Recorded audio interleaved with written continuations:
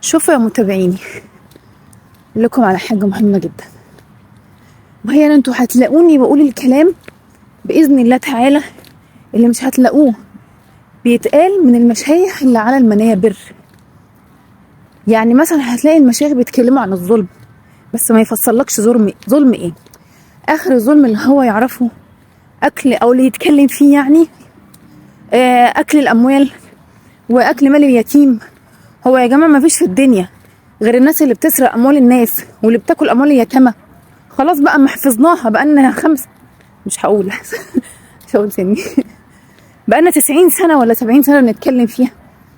في ظلم كتير جدا في الدنيا، زي مثلا ظلم الاباء للابناء، زي ظلم المطلقين والمطلقات، زي انواع كتير جدا من الظلم موجوده في الدنيا، زي ظلم الشباب للبنات اللي بيدخلوا يكلموهم ويتلاعبوا بمشاعرهم. كل ده من الظلم. مش هتلاقي مشايخ ولا حد طالع على المنبر بيكلمك في دي. فنحن نختلف عن الاخرون، وان شاء الله كل جديد لا مش كل جديد، كل واقع هتلاقوه عندي او هتسمعوه مني باذن الله. هديكم مثال. مره واحد شيخ طلع بيتكلم ومنفعل قوي، وان واحد اخته اتطلقت، وطبعا بص من ضمن الكلام بيقول ايه، وطبعا ما ينفعش مطلقه تقعد لوحدها في البيت. فماشي طبعا، يعني كلمه غير يعني ماشي هعديها، شوف اخرتها او شوف اخره يعني. وانه اخوها بقى عذبها وبهدلها وجوزها واحد عجوز بس غني جدا جدا جدا، وهي بقى اضطرت توافق غصب عنها يا عيني ومش عارف ايه. والمهم الراجل ايه، كتب كتابه وراح سافر.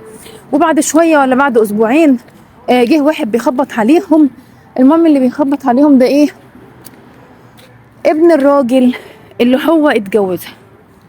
فالولد بيقول ان هو مات، يعني ابويا مات ودي، واحنا عرفنا ان دي مرات ابويا وان ليها ورث.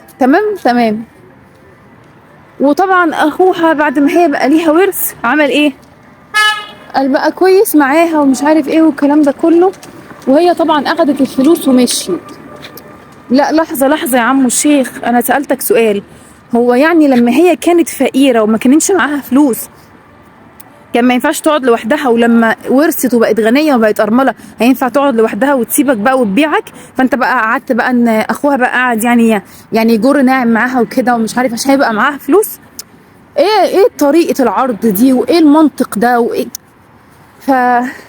فخلي بالنا يا جماعه احنا بنسمع، وزي ما قلت لكم هتلاقوا عندي ما لن تجدوه عند الاخرين، وهتسمعوا مني اللي مش هتسمعوه من المشايخ على المنابر. فربنا يستخدمنا ولا يستبدلنا، يجعلنا من جنده وعباده المخلصين، ويعلمنا ويفهمنا ويرفع بينا الظلم ويكفينا شر الظلمه والظالمين، وما يجعلناش احنا يا رب كمان من الظالمين. اللهم اني اعوذ بك من الظلم. بس كده، وعلى خير.